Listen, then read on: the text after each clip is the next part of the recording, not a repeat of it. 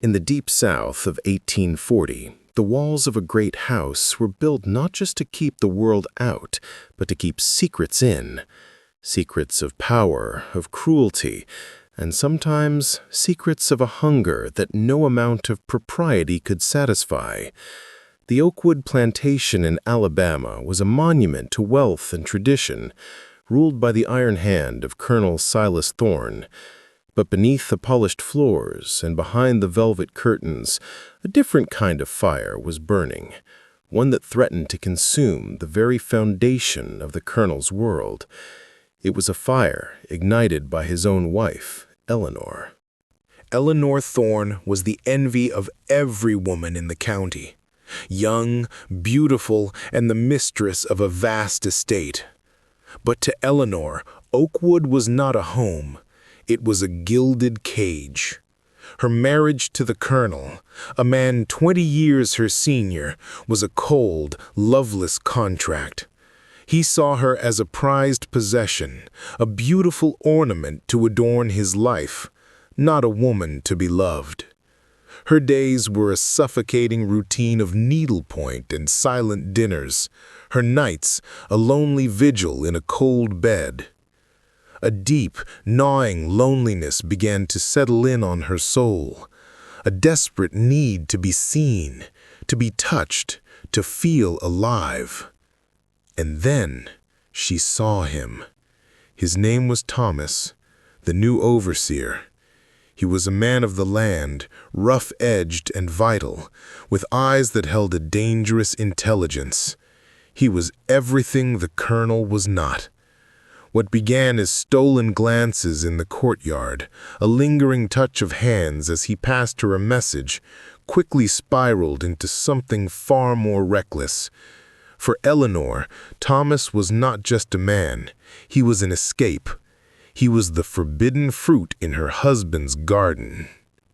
The affair began in the shadows, stolen moments in the stables, whispered words in the garden after dark. It was a dance on the edge of a razor. In 1840 Alabama, the infidelity of a plantation owner's wife was not just a scandal, it was a crime against the social order, punishable by ruin, exile, or worse. Yet the danger only fed the fire between them.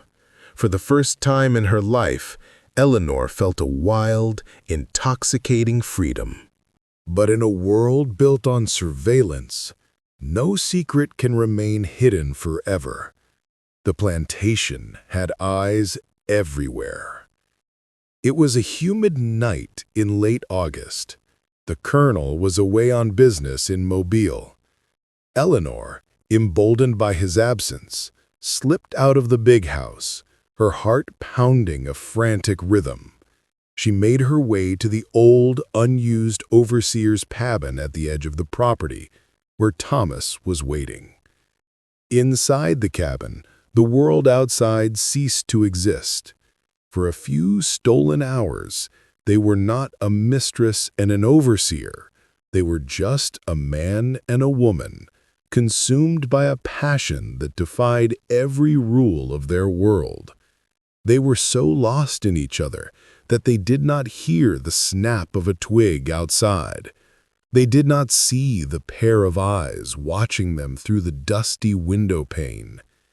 It was Silas, an enslaved house servant who had been sent by the head housekeeper to secure the outer buildings for the night.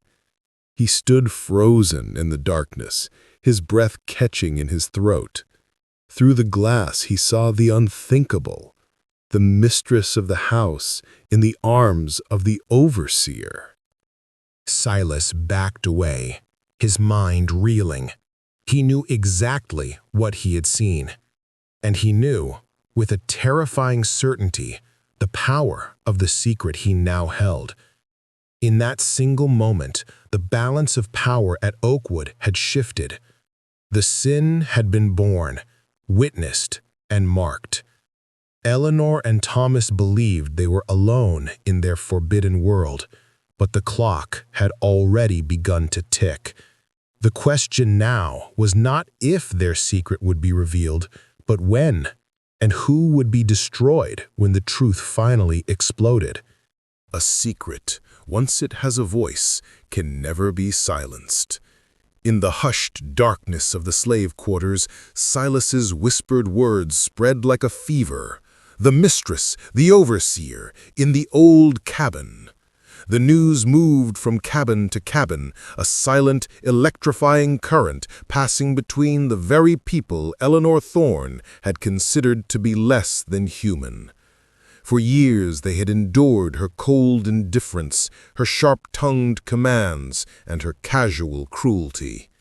She had treated them like furniture, like animals, never once imagining that they saw everything, heard everything, and remembered everything.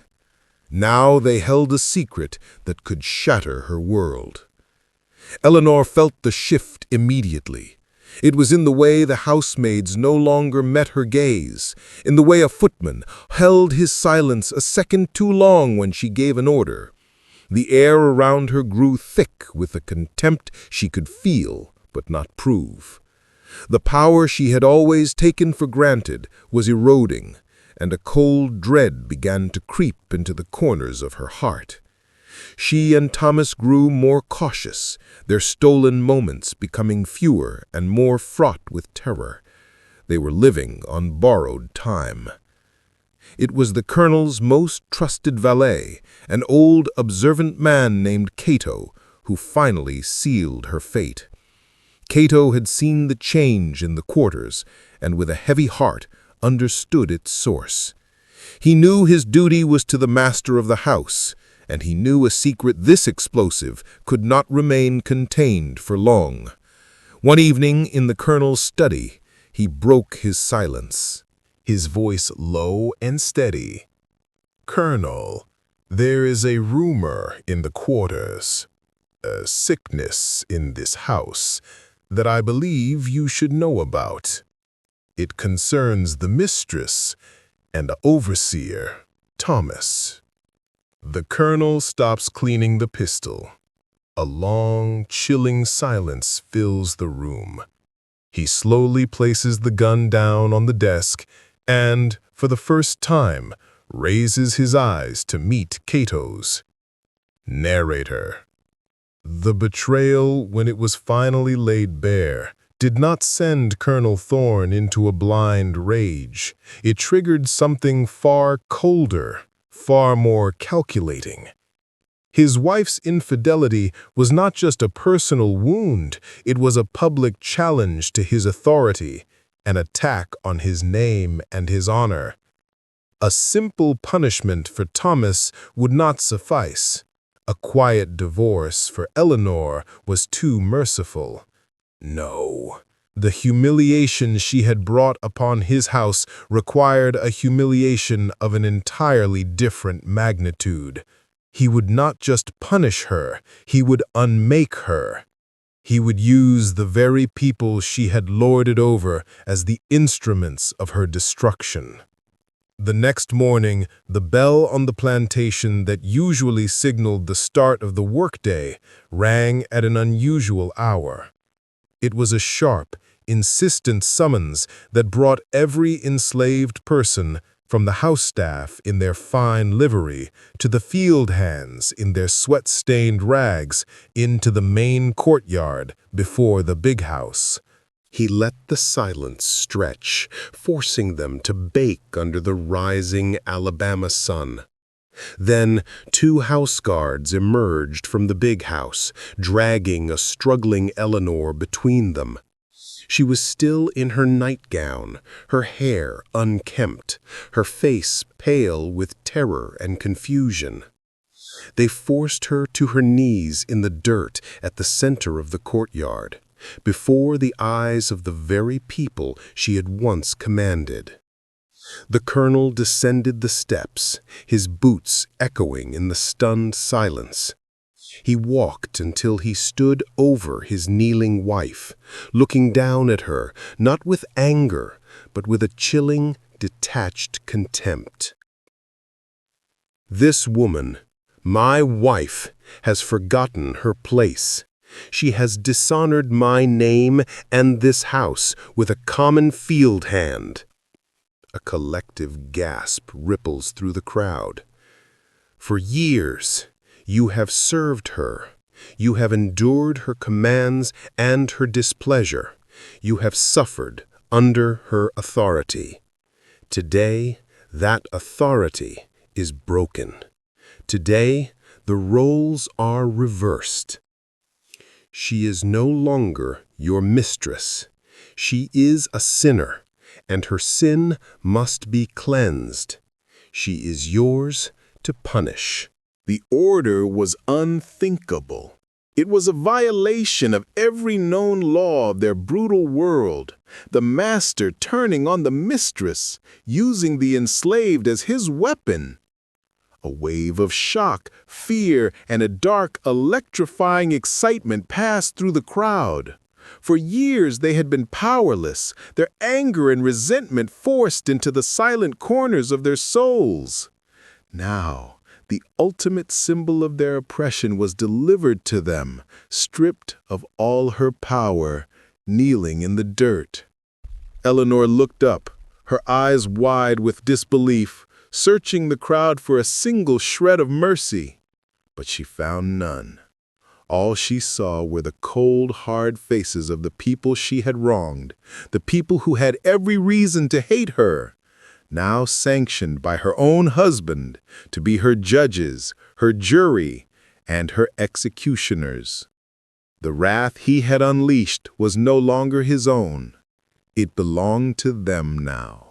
There are moments in history when the world turns upside down, when the oppressed are given a fleeting, terrible taste of power over their oppressors. For the enslaved people of Oakwood, this was that moment. Before them knelt the woman who was the symbol of their bondage, the mistress of the house, the keeper of the keys, the architect of their daily miseries.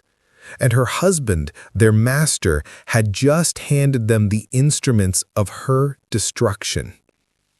For a long, stretched-out moment, no one moved.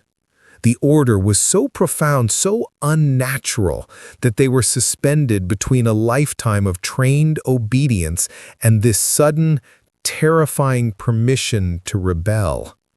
They were not a mob. They were a jury, and each one of them was weighing the evidence of their own suffering. They remembered the sting of her sharp words, the sting of the overseer's whip that she had never tried to stop. They remembered being sold away from their families to pay for her fine silk dresses, their children crying as she planned her garden parties. Each person in that crowd carried a scar, visible or invisible, with her name on it. It was a young field hand, a man whose brother had been whipped to death for a minor infraction that Eleanor had reported, who took the first step. He walked forward, his face a mask of cold, quiet fury. He did not strike her. He did something far more intimate, far more humiliating. He reached down and took a handful of dirt and dust from the courtyard floor. That single act broke the spell. It was a symbolic gesture that stripped her of her last vestige of purity and status. One by one, others moved forward. An older woman, a housemaid Eleanor had once berated for a misplaced teacup, began to laugh, a low, bitter, mocking sound that cut deeper than any physical blow. The laughter was contagious, spreading through the crowd, a sound of pure, unadulterated contempt. They did not need to raise a hand to her. Their mockery was the weapon. The punishment was not a chaotic frenzy of violence. It was a deliberate, methodical, and emotionally devastating ritual of humiliation. They stripped her, not of her clothes, but of her identity. They circled her, their presence a suffocating wall, their whispers a torrent of judgment. Eleanor, who had once commanded them with a flick of her wrist, was now a powerless object at the center of their universe. Her pride, the very core of her being, was being systematically dismantled before the eyes of the world she had once ruled. She began to sob, not in pain, but in sheer, abject humiliation. Her cries were thin and desperate, but they were swallowed by the crowd's heavy, oppressive silence. Her screams echoed across the plantation, but the silence of her accusers was louder. It was the sound of a verdict being delivered, a sound of a lifetime of pain being repaid, not with blood, but with shame. When it was over, when her spirit was finally and irrevocably broken, the crowd simply melted away, returning to their duties as if nothing had happened, leaving her a sobbing, dirt-stained heap in the center of the courtyard. The colonel gave a final, curt nod. His point had been made. His honor, in his own twisted way, had been satisfied. From that day forward, Eleanor Thorne became a ghost in her own home. She was not locked away. She was not exiled. She was forced to live out her days in the very house where her humiliation was now a legend. She was a living monument to her own disgrace. Her name became a cautionary tale, whispered by mothers to their daughters across the county for generations. The story of the beautiful mistress of Oakwood who was brought low, a symbol of pride, betrayal, and the brutal, unforgiving nature of the world she inhabited. The colonel had intended to punish her for a single act of infidelity, but in doing so, he had sentenced her to 1,000 daily deaths, each one a fresh reminder of the morning her world had ended. The fire of her passion had been extinguished in a single, brutal morning, leaving behind only the cold ashes of her life. She had traded her honor for a few stolen hours of feeling alive.